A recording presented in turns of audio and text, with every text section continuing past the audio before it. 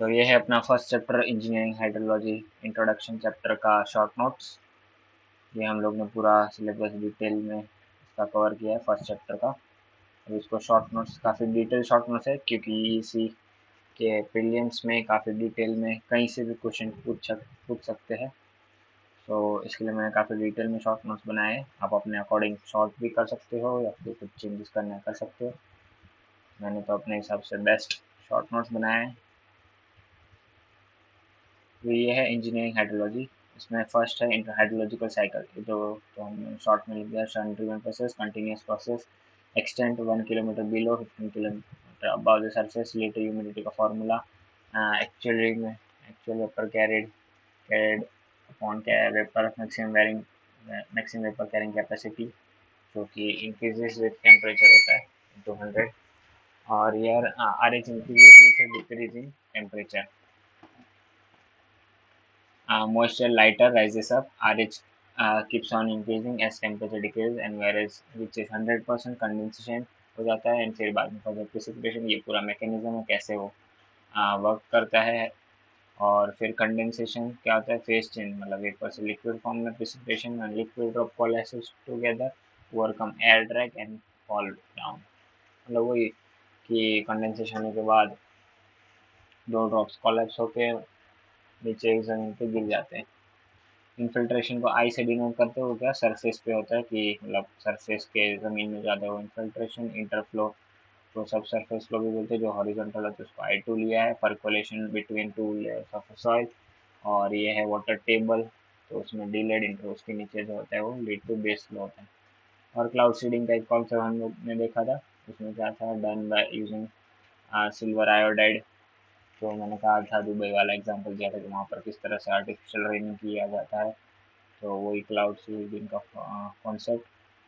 But can harm rain in case of coastal areas, where already large number of condensation nuclei then condense in a large area. तो ये क्या कह रहे हैं, ये कह रहे हैं कि मतलब कोस्टल एरिया में अगर ये करने जाए क्लाउड सीडिंग तो ये हार्मफुल भी है। कैसे कि कोस्टल एरिया में तो ऑलरेडी मतलब काफ़ी कंडेंसेशन न्यूक्लिया ऊपर प्रेजेंट रहते हैं हवा में। तो अगर उस टाइम पे अगर हम लोग ने क्लाउड सीडिंग की, मतलब और मॉलिक्यूल्स तो ऑलरेडी प्रेजेंट है काफ़ी सारे, उसमें और क्लाउड सीडिंग करके और मॉलिक्यूल्स हम लोग ने या तो और सिल्वर आयोडाइड हवा में स्प्रे कर दिया, तो उससे क्या होगा कि इतना सारा सरफेस हो जाएगा कि फिर वो जो पानी वेपर के फॉर्म में ऊपर क्लाउड में है, मतलब वहाँ पर, तो उसको इतना सरफेस एरिया मिला कि उसको मतलब सरफेस एरिया ज़्यादा हो गया और पानी जो वहाँ पर है वो कम है। तो मतलब बारिश होने के चांसेस बहुत कम हो जाए, क्योंकि वो उसको मतलब एक जब भी क्लाउड सीडिंग करते हैं तो उसके हिसाब से करना चाहिए कि उसको एक लिमिटेड सरफेस मिले, उसके बाद दो चार ड्रॉप मिलके नीचे गिरे। बट अगर सरफेस ही ज़्यादा हो गया, दो ड्रॉप मिलेंगे ही नहीं, कॉलेप्स ही नहीं होगा, तो कैसे बारिश होगी। तो ये एक हार्मफुल भी हो सकता है कोस्टल एरिया में, ये एक ध्यान रखने की चीज़ है। और दूसरे कुछ सम इम्पोर्टेंट पॉइंट्स देख लेते हैं, जैसे कि एक था, ocean contributes 90% of atmospheric moisture in ocean, around 9% more water vaporize then fall back. और ये हम लोग ने हाइड्रोग्राफ फ्लड हाइड्रोग्राफ का देखा था, इसको ऊपर वाले पार्ट को डायरेक्ट रन ऑफ हाइड्रोग्राफ बोलते हैं, या फिर सरफेस रन ऑफ, नीचे वाले को बेस फ्लो, दोनों को मिला के हाइड्रोग्राफ या तो फ्लड हाइड्रोग्राफ। एक कैचमेंट देखा था, इंटरनल प्रेसिपिटेशन ये जैसे अपना सिंक का एग्जांपल मान सकते हैं। कैचमेंट लीकेज, इसमें क्या है कि वही when the run of at the outlet of one catchment contains rain from the neighbouring catchment, वही जो देखा था पीरियडिक लाइन वगैरह। तो ये जनरली तो सब सरफेस ये रहा इम्पोरियस लेयर की वजह से। दूसरा फेरेटिक डिवाइड, टोपोग्राफिकल डिवाइड जो है, और ये प्रैक्टिकली मतलब प्रैक्टिकली क्या होता है कि लार्ज कैचमेंट में दोनों सेम ही होते हैं, फेरेटिक डिवाइड और टोपोग्राफिक डिवाइड, और मतलब लीकेज को इग्नोर किया जाता है। अभी इतना सारा एरिया कंसिडर करें तो माइनर से एरिया को नेग्लेक्ट कर सकते हैं।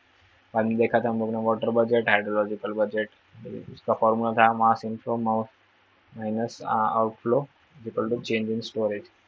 तो यही उसका मतलब शॉर्ट नोट्स में हम लोग ने ऐसे एक जनरल तरीके से सारा चीज एक ही डायग्राम में लिख लिया है।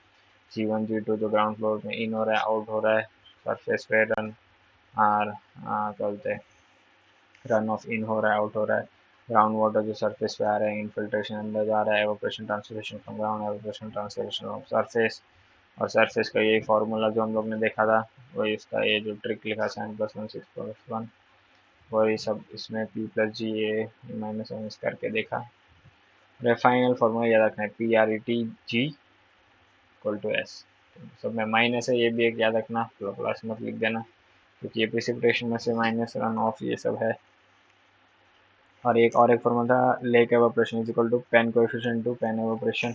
इसमें हम लोग ने कॉन्सेप्ट डिस्कस किया था, पेन में मोर एवापोरेशन डेप्थ होता है या फिर मोर रेट ऑफ एवापोरेशन होता है कंपेयर टू लेक। इसमें लेस एवापोरेशन, क्योंकि यहाँ पर ब्लैंकेट ऑफ वेपर, उसको मतलब विंड से मूव करना मुश्किल हो जाता है। ऑब्जेक्टिव पॉइंट्स है, over a long period of time change in storage equal to 0 for catchment. हाँ मतलब बहुत लॉन्ग टाइम तक तो कुछ चेंज नहीं होगा, क्योंकि बारिश को मतलब इतना जितना अगर कंट्रीब्यूट भी हो रहा है कुछ वाटर, तो कुछ ज़्यादा कुछ चेंज नहीं है, माइन्यूट सा है।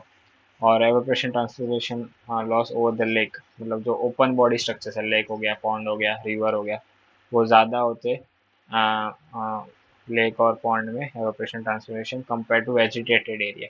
क्योंकि उस वेजिटेटेड एरिया मतलब जहाँ पर प्लांट्स वगैरह ग्रो हुए हैं, तो जैसे उसमें क्या होता है कि नीचे पोर्स है, प्लांट्स के थ्रू वो नीचे इनफिल्ट्रेट होते हैं, और प्लांट्स भी बीच में है, तो एवोप्रेशन भी थोड़े कम होता है वहाँ पर जो पानी का है, तो इसके लिए ये है। और बाद में ये कुछ हम लोग ने क्लास के मेन नोट्स में तो डिस्कस नहीं किया था, बट ये पूछ लेता है कभी कभार इन ऑब्जेक्टिव्स में, तो ये कुछ याद रखने हैं हम लोग को। टेंसियोमीटर जो होता है कैपिलरी पोटेंशियल, मतलब ये मीटर, ये इंस्ट्रूमेंट्स है, किस काम में आता है उसके बारे में लिखा है। कैपिलरी पोटेंशियल के लिए टेंसियोमीटर यूज करते हैं। एवोप्रेशन और ट्रांसपिरेशन मेजर करने के लिए लाइसीमीटर।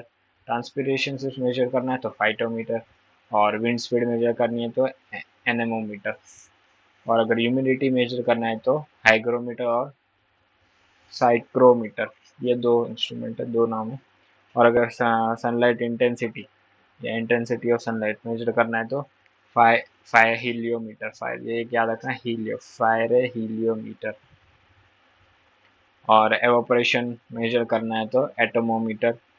फिर टेम्परेचर वर्सेस ह्यूमिडिटी अगर फाइंड करना है तो थर्मोहाइड्रोग्राफ। ये है। ये सारे नाम याद रखने, कभी भी ऑब्जेक्टिव्स में पूछे जा सकते हैं।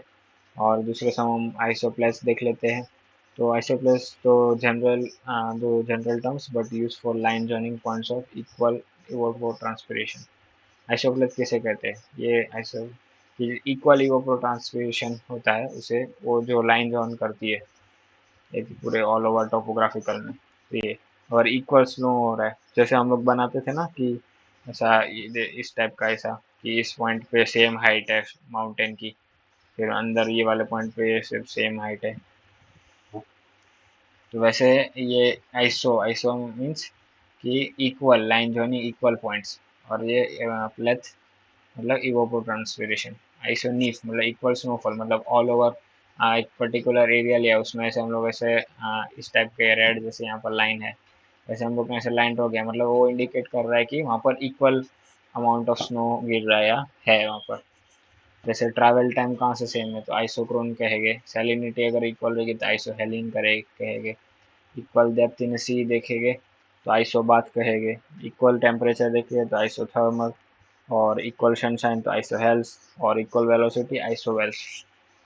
ये कुछ स्टार मार्क और रेड से जो सर्कल है वो पूछा गया है ऑलरेडी, तो इस चीज़ का ध्यान रखेगा। और ये दूसरे कुछ शॉर्ट टर्म्स है, interception, short term retention of water bye vegetation, payment roof top. ये सारे पॉइंट्स हम लोग ने देखे थे, जस्ट खाली रिवीजन में ही काम आएंगे न्यूट्रिशन प्रिसिपिटेशन की। इनफिल्ट्रेशन, परकोलेशन, ट्रांसपिरेशन, इंटरफ्लो, और उसको सब सरफेस फ्लो भी बोलते हैं। Depression, storage, surface runoff, direct runoff, effective rainfall, rainfall excess. और अभी इसमें नोट ये था कि डायरेक्ट रेनफॉल स्लाइटली मोर होता है सरफेस, ये भी मैंने आपको बताया था, जस्ट खाली ये फैक्ट याद रखने हैं। Base flow, dry weather flow और रेफरेंस स्टोरेज एक ही होता है, जिसे हम Q2 से डिनोट करते हैं, surface end of, direct run of. इससे आई थिंक अगर मैंने कुछ गड़बड़ कर दिया अगर वन होगा, करेक्शन कर लेते हैं हम।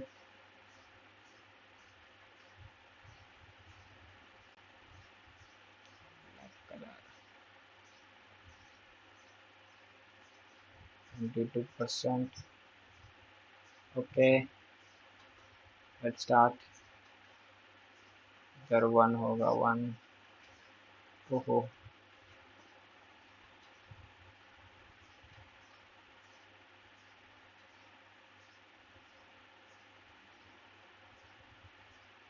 डार्क क्यों नहीं हो रहा है?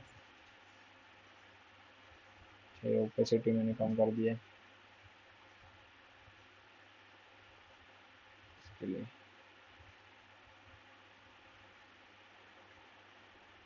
तो हम लोग पहले से डिलीट कर देते हैं। आपको सिलेक्ट करना है कलर ड्रॉ, ओपेसिटी फुल है, पॉइंटर भी ठीक है। इधर 1। ओके, ये वही अपन सेव, चलो बाद में कर देंगे। तो ये हम लोग ने देखा था formula, P is equal to surface runoff plus infiltration, इसको डायरेक्ट रन ऑफ भी बोलते हैं सरफेस, इसके डबल फॉर्मूला लिखा है। सेम ही की चीज़ है। हाइड्रोग्राफ क्या होता है? Discharge versus time. और area of direct runoff hydrograph, volume of surface runoff direct runoff, या फिर इफेक्टिव रेनफॉल, या फिर रेनफॉल एक्सेस, कोई भी नाम, मतलब इनमें से कोई भी नाम बोल सकते हैं। कैचमेंट एरिया का डिफरेंट डिफरेंट नेम्स क्या है? Water shade, river basin, basin. और प्रेसिपिटेशन हम लोग डेप्थ के टर्म्स में एक्सप्रेस करते हैं, जिसका फॉर्मूला है rainfall of volume of rainfall upon area, और 1 हेक्टर 10⁴मीटर स्क्वायर। याद रखना। इंटेंसिटी जो आई है ये कैसा है? इंटेंसिटी ये अलग है, ये डेप्थ था प्रेसिपिटेशन, और इंटेंसिटी ये हम आगे देखेंगे, बट फिर भी इन शॉर्ट में बता देता हूँ। Depth of rainfall x upon time, और इंटेंसिटी हम लोग सेंटीमीटर पर हार और mm पर हार में डिस्कस करते हैं। और ये भी नया यहाँ पर नेक्स्ट चैप्टर है, वो हम लोग देखेंगे अगले वीडियो में। Okay, thank you.